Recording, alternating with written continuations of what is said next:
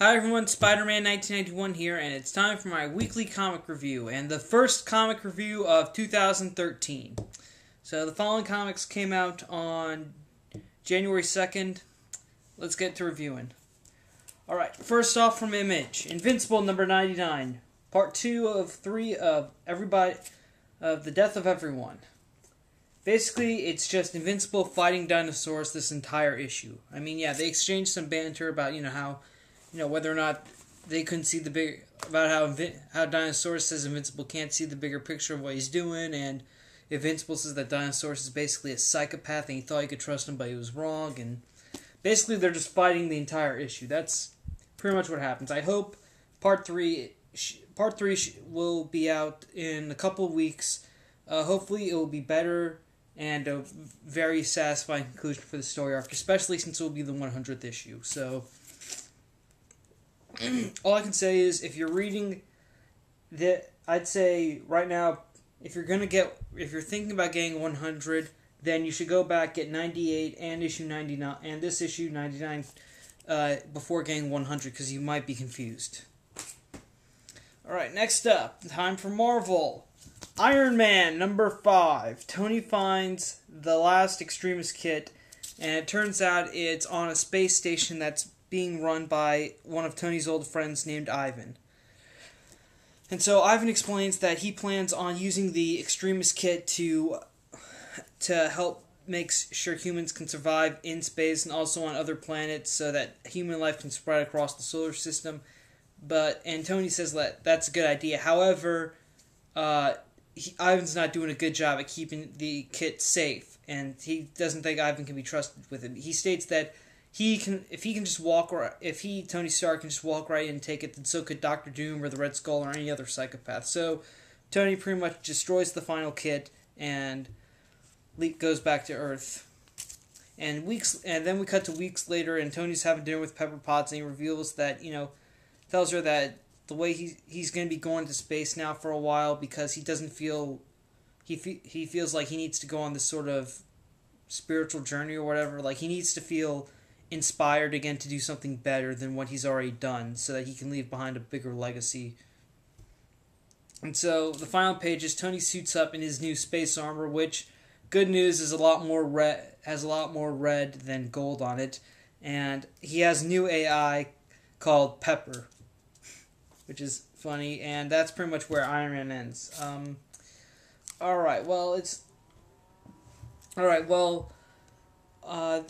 I'd say get this issue if you've been reading the last 4, just to give you the conclusion of the Extremis Kit story arc, which wasn't really that bad of a story arc. I mean, throughout each time, it wasn't just criminals who bought when you hear that AIM sold Extremis Tech to other people, you'd think they're all criminals, but it turns out they weren't. They were people who had, other motivations. In issue 3, there was one guy who wanted to help his daughter, and in this issue, there's people who just want to explore who want to, try to make humans better so that they can survive on other planets. And it was very interesting. It was very interesting, and it wasn't really a bad story arc. I mean, it was I think it was a great sort of introduction to people who haven't read an Iron Man comic, so it serves well. And the way this one ended was nice, because it ends one story, but starts to open up another one. And I'm kind of looking forward to see Tony Stark's journey into space, and also what his new space armor has to do, because that armor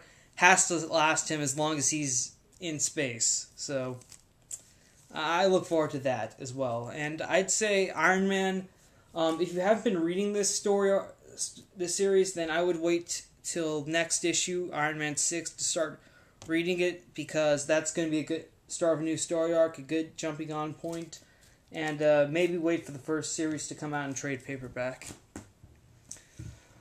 Alright, now, another series that I didn't get from the beginning, but I bought the first couple of issues over Christmas break, so I could read them and decide, because I heard it was good, and I kind of have to agree now.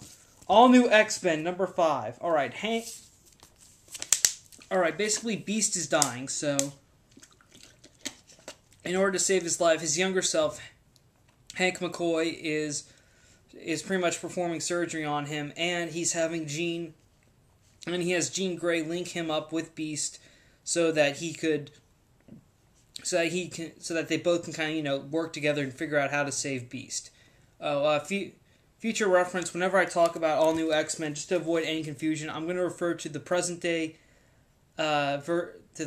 original X-Men as by their code names. I'm going to refer to the past ones by their real names. So, example: past Beast Hank, present day Beast Beast. Okay, so basically Hank is talking to Beast about how they could save his life and so that he can survive his next level mutation.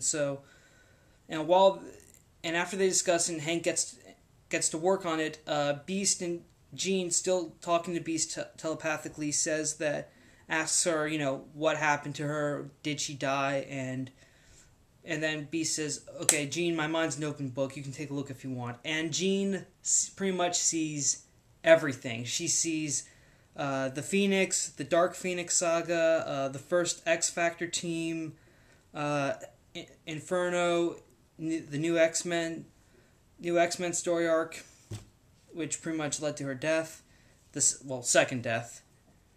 And after that, she's a little shaken up. After that, she cuts off the telepathy, and she's a little shaken up. But good news is, Hank was able to save Beast, and now Beast has pretty much gone under a new mutation. He's no longer a cat person. He looks kind of like he looks more like an ape instead of a cat.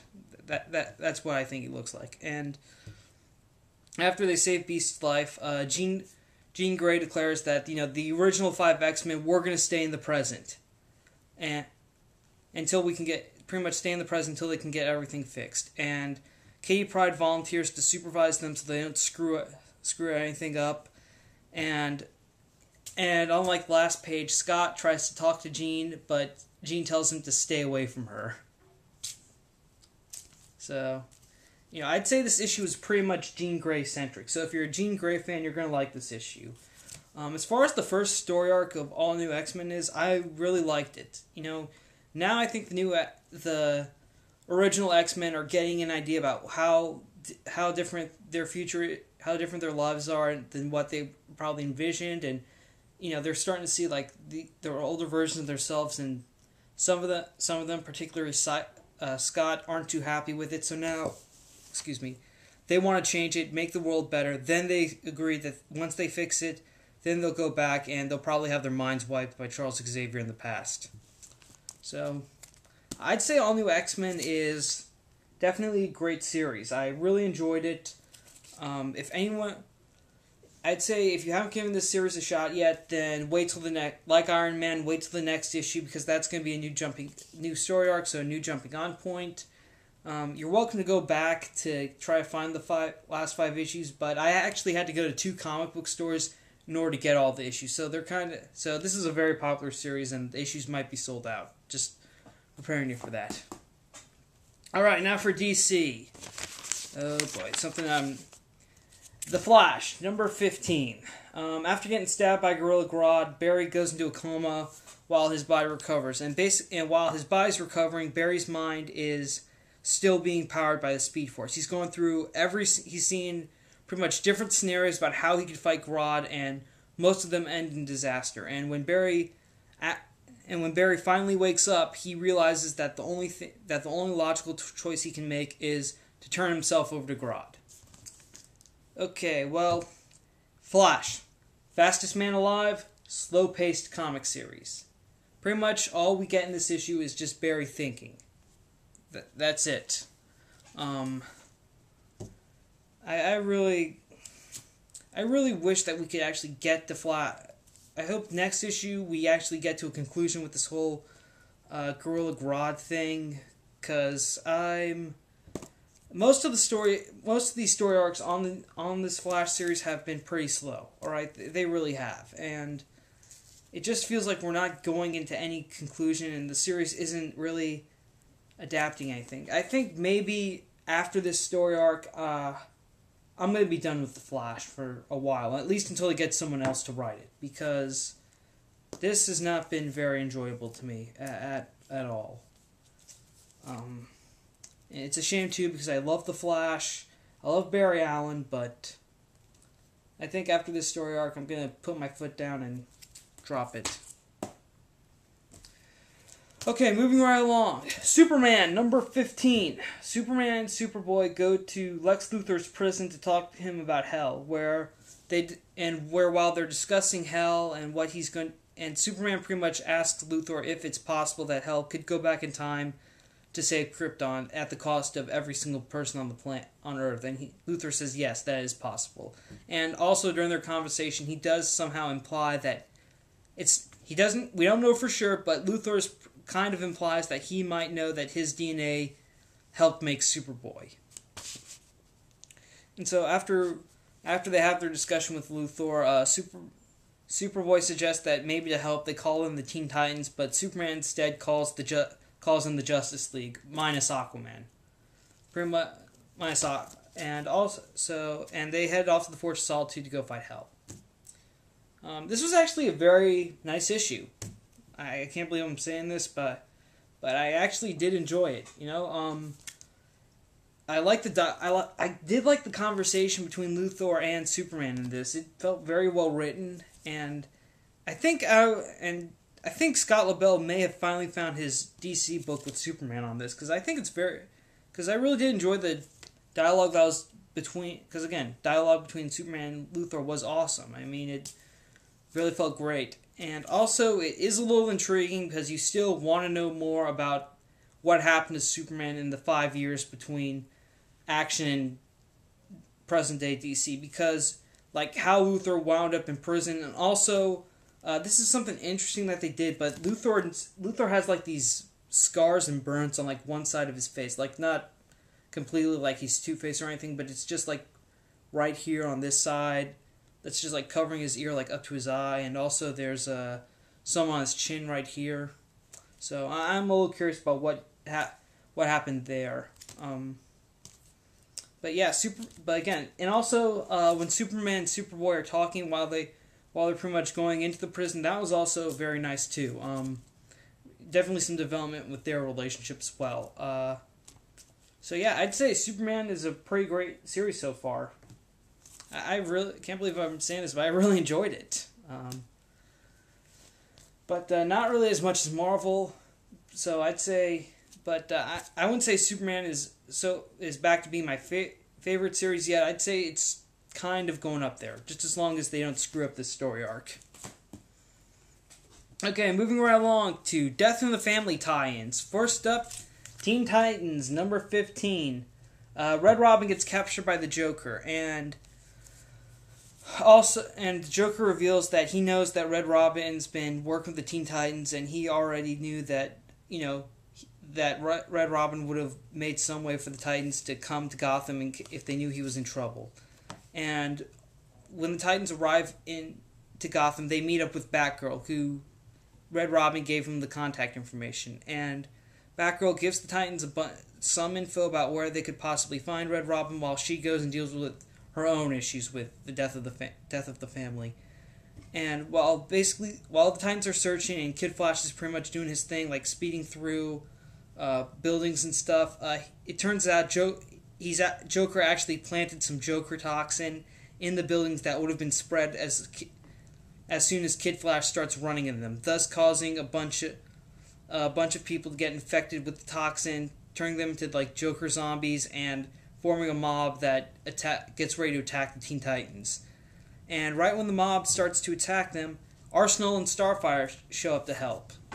And that pretty much brings me to what happens in this next comic, which didn't come out this week. It actually came out, I believe, maybe 2 weeks ago, like right before Christmas. Red Hood and the Outlaws, number 15.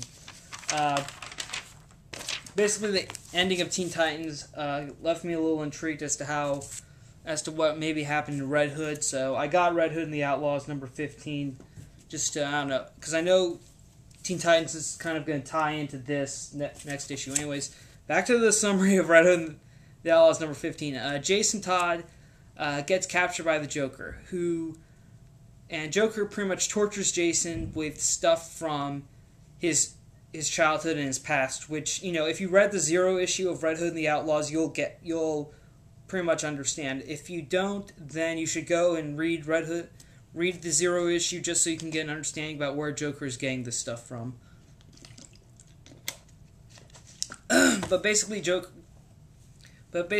just like, you know, using some stuff like the bullet that was pulled out of Jason's father, and also Joker recreates the scene where Jason found his mother when she died, and then soon Jason falls through a trapdoor and he lands right next to Red Robin. So obviously there's the common ground for the Titans and the Outlaws, that Jason and Tim are held in the same building.